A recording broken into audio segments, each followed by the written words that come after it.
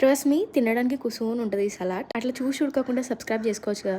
ఇట్లా diet follow అయ్యి నేను ఎన్ని కేజెస్ లాస్ అయినానో కూడా చెప్తా అండ్ ఫొటోస్ కూడా ఇంక్లూడ్ చేస్తా. సో రెసిపీకి వచ్చేసరికి ఇదేమో హనీ గార్లిక్ చికెన్ సలాడ్. చాలా చాలా ఈజీ. ముందు మీకు కావాల్సిన వెజిటేబుల్స్ అన్ని కట్ చేసుకొని చికెన్ తీసుకొని అందులోకి జింజర్ గార్లిక్ పేస్ట్ ఇంకా బ్లాక్ పెప్పర్ సాల్ట్ యాడ్ చేసుకోవాలి. అది పక్కకు పెట్టేసుకొని హనీ గార్లిక్ సోయా సాస్ ఒక గిన్నెలో యాడ్ చేసుకోవాలి. దెన్ మంచిగా పాన్ పైన బటర్ వేసేసి చికెన్ని మంచిగా 70 to 80% కుక్ అవ్వనియాలి.